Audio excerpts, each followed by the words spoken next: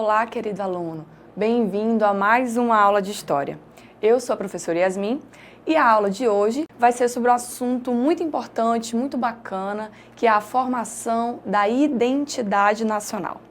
Essa aula vai ser dividida em duas partes e a primeira parte a gente vai começar agora. Para começar, vamos entender o contexto histórico. Vamos relembrar o que a gente já viu nas aulas anteriores, que inclusive se você perdeu, pode entrar no portal e assistir novamente. Bom, Dom Pedro I, como nós já sabemos, foi o primeiro imperador do Brasil.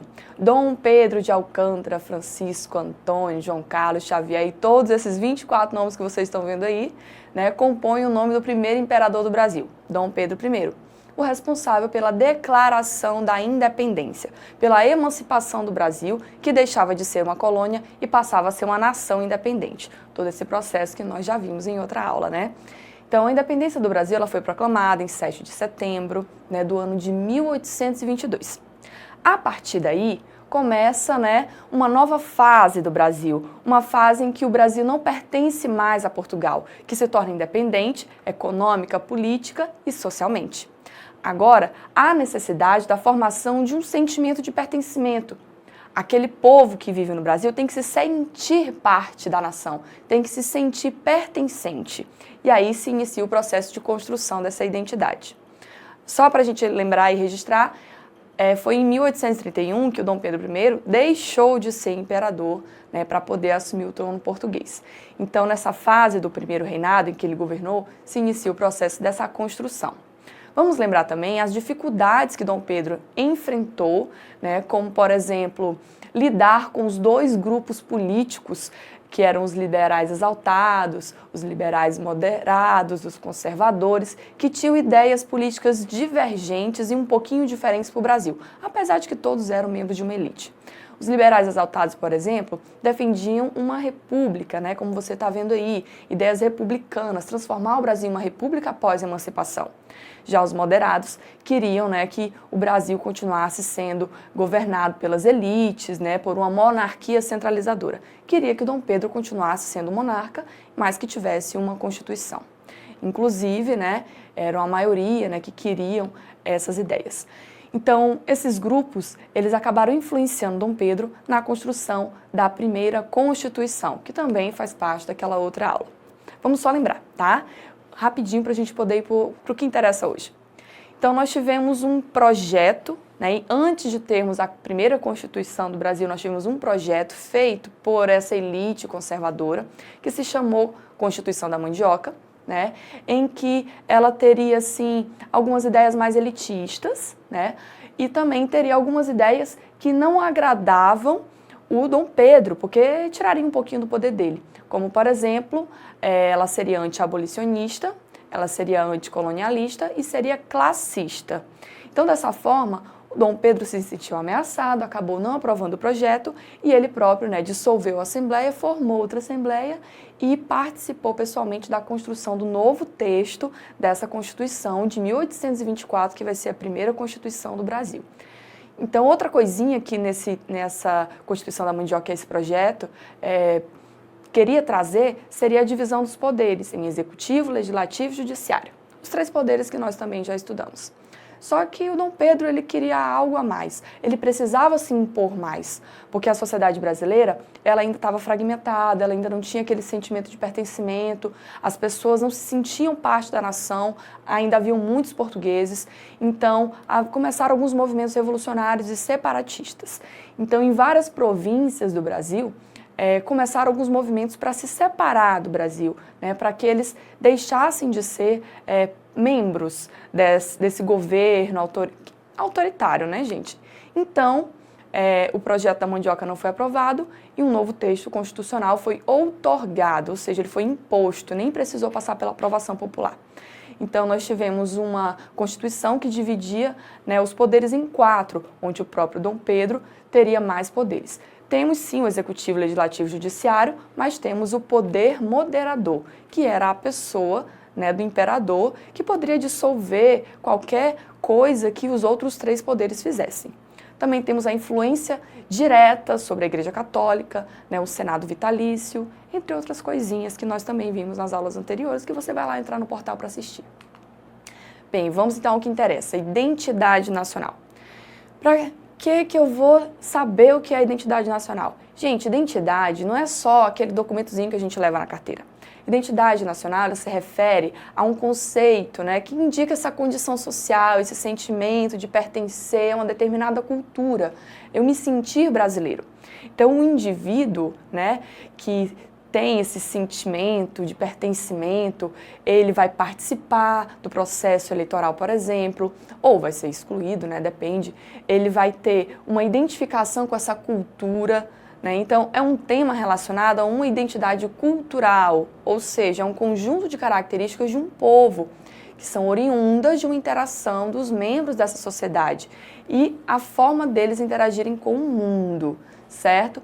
Então, quem eram os brasileiros na época do Primeiro Império? Essa é uma boa pergunta. Eram os negros? Eram os índios? Eram os europeus? Eram os estrangeiros? Até o momento da independência, não se consideravam o índio, o negro, como pertencentes a esse grupo brasileiro.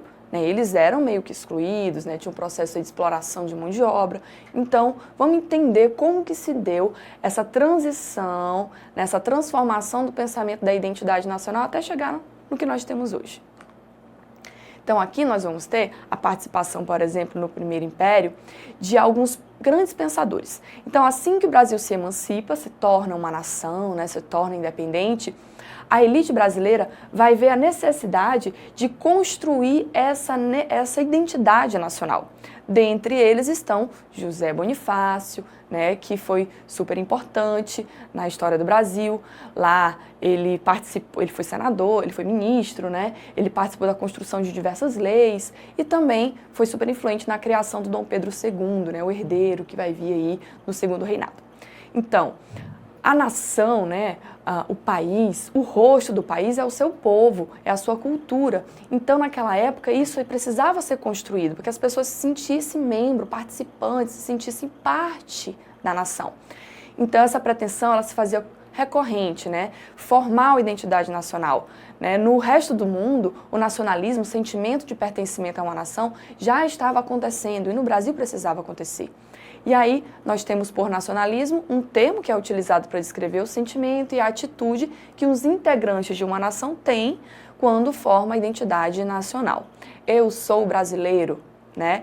Então, nessa parte aí do Primeiro Reinado, nós vamos ter um movimento muito importante, né, que vai ajudar a enaltecer essa identidade, a formar essa identidade, que é o movimento romantista, lá da literatura, lá da arte, que a gente vai falar um pouquinho hoje também, tá?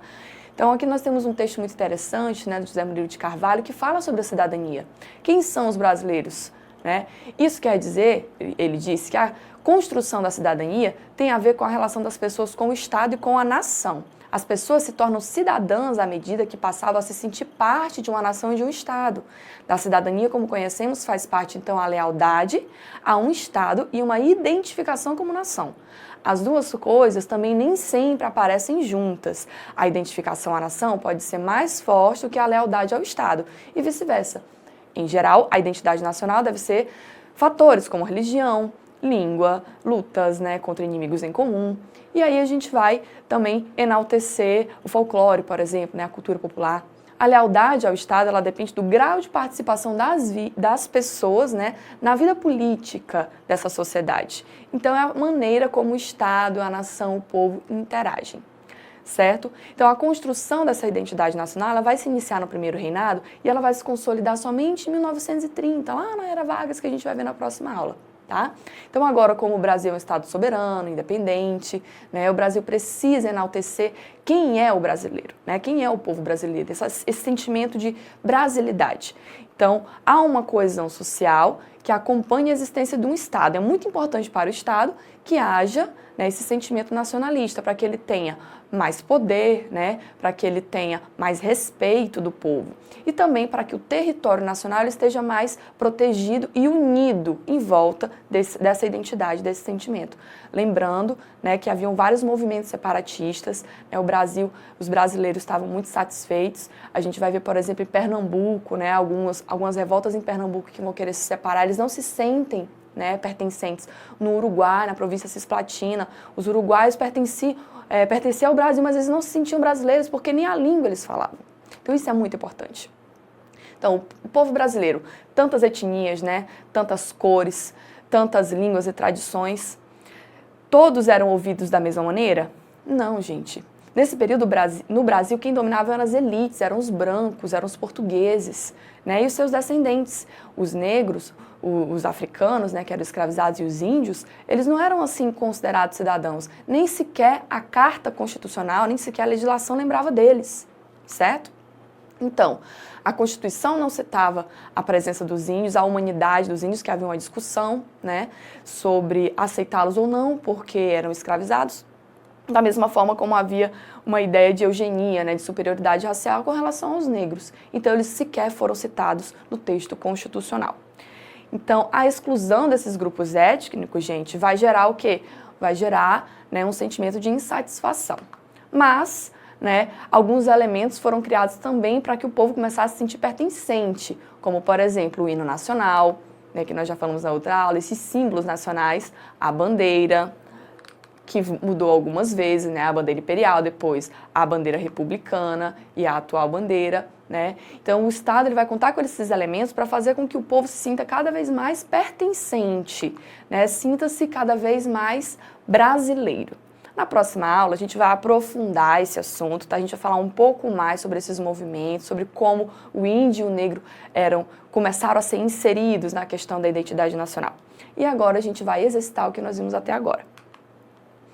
Primeiramente, eu quero que você observe esse meme, né, esse desenho, essa imagem aí. Observe a imagem.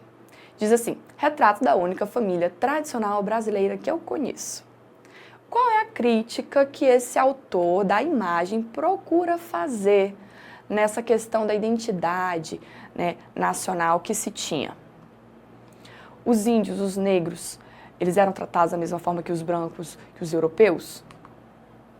Então, o autor, gente, ele está fazendo uma crítica quanto a essa formação dessa identidade nacional, em que os índios e os negros eles acabaram sendo excluídos até do texto constitucional. Eles não eram considerados cidadãos, eles não tinham direitos, eles não eram protegidos pela lei, né, e acabaram sendo deixados de lado. Somente, né, a partir do movimento romantista é que o índio, né, ele vai começar a ser visto de uma outra forma, mais romantizada, que é o assunto da nossa próxima aula. Vamos para a segunda questão. Essa segunda questão, gente, é uma reflexão que você vai fazer em casa, que você vai fazer no seu caderno, é uma provocação que eu vou deixar aqui para você. Com base na aula de hoje, o que é ser brasileiro? Na sua opinião, o que é ser brasileiro? O que é necessário para sermos brasileiros? Então, se você prestou atenção na aula de hoje, eu acho que você já tem uma ideia aí, né, sobre a sua resposta. Se você perdeu as outras aulas, entra no portal, lá no portal Eduque da Secretaria, e aí você vai ter acesso a atividades, a outras aulas e a essa aula, se você quiser rever. Então a gente vai ficando por aqui e na próxima a gente continua esse assunto tão bacana. Tchau, tchau!